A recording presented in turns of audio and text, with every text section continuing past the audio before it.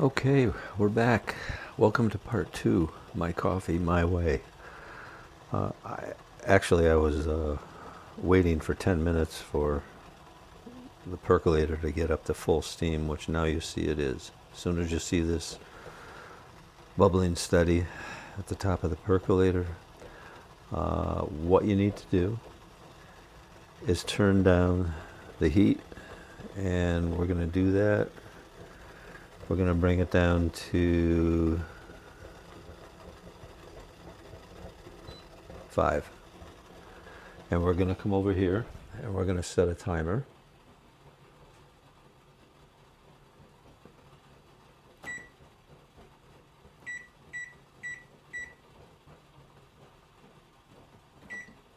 For 4 minutes.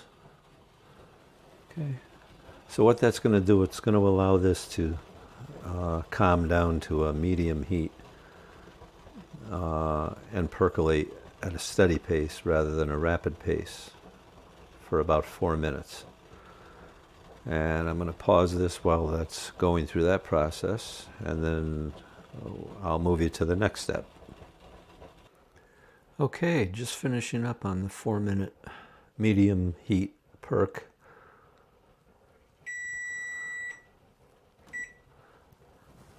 Okay, there we go. Now we're going to come over here and we're going to cut the power off to the stove, and we're going to let this rest.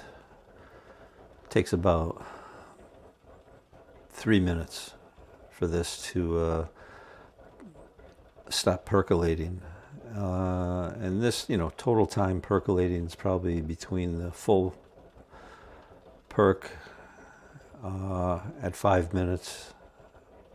I'm sorry, the full perk on medium heat for 4 minutes, and the end perk here, because it doesn't stop percolating right away. There's still heat in there, and it's still pressure in there. It's still bubbling, so it's still making coffee. But you don't want to go too long because it might get too dark for your taste, too bitter, whatever. So I found this total time of about 7-8 minutes to be perfect for us anyway.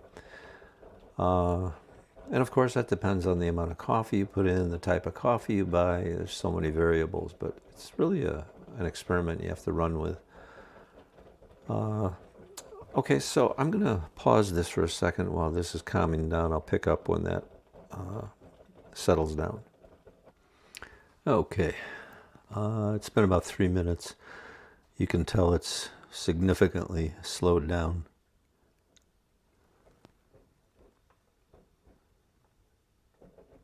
In the percolating process. So when it gets to this point, it's pretty much done as far as enough boiling in the bottom of the pot to do any good. So okay, so what we're going to do now, we're going to transfer this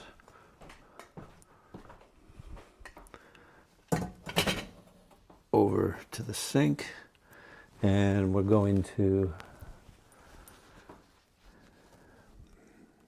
bear with me here, doing a little switching with the catcher's mitt here. Now, what we need to do, we should let it sit here for a few minutes because you still have water in your basket, which is still dripping and filtering and making coffee down into the bottom of the pot. Even though it's stopped brewing, you still have water in there. And now I can show you that.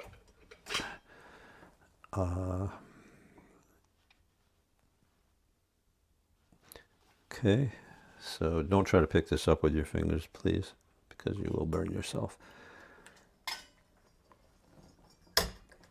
Okay, and if you look in there, see, we still have coffee in there, but for this video, for the sake of speed, we're going to let this drain off.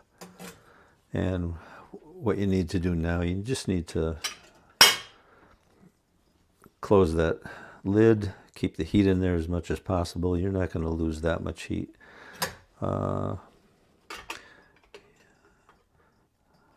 But what I could do, I just wanted to show you that, you know, there is still some good coffee in there. So I'm going to place this back in there until that completely drains the rest of that coffee. I don't like to waste coffee. So we'll let it sit for a minute and drain off. Okay, let's see how we're doing here. Okay, now you can see most of the water is drained off. I did remove that strainer previously. So now we're going to take this back out of here, put it aside, so we can dispose of that coffee later when things cool down. All right, now sometimes what I let it do is let it sit here for a few minutes, because if there are coffee grounds in the liquid in the coffee, they all settle to the bottom. So now we're going to go for the great pour off here. And we're going to do that. Well, you know what? First, we're going to pour myself a refill of this delicious, fresh, percolated, homemade, plastic-free coffee. And we're going to pour off into a stainless steel carafe. And again, my whole point of this video is to try to make the purest coffee that you can make, with a mellow flavor and pleasure to have in the morning. It's taken me a while to get to this formula, but I want to share this and maybe help everybody be healthier as a result of it. Now, we took a trip to Lourdes Shrine in France a few years ago, and there's healing water that's at that shrine. So I'm going to take just a few drops of this healing water,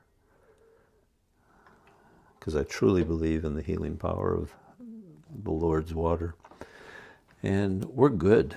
Now that'll stay warm most of the day. Of course, you've got cleanup now. You know, never leave your coffee pot. As you can see, there's grounds in there. Everything has to be rinsed off, cleaned out. Soapy water. Don't leave stains in there, because they build up over a period of time. It could affect the taste of your coffee. And don't forget under the lid. Yeah, it's more work, but I feel that the results are really worth it, and you might want to give this a try. I think you're really going to enjoy your coffee more in the morning as a result of all this. And yes, I was spoiled. Just throw the packets in the coffee maker, the plastic coffee maker, and walk away, and it's done in 10 minutes, and let it sit and brew in that plastic all day. But you know what? I think this is a better way. And if you have any questions or comments, I don't know if you're allowed to put links to products in your descriptions, but I can certainly do that if you want links, comment, and I can send them over, or I'll end up posting them in the description. So there it is, my way to start my day. Fresh, percolated coffee, and we're good to go. Thank you all for watching. God bless on this beautiful Saturday morning, and have a great day.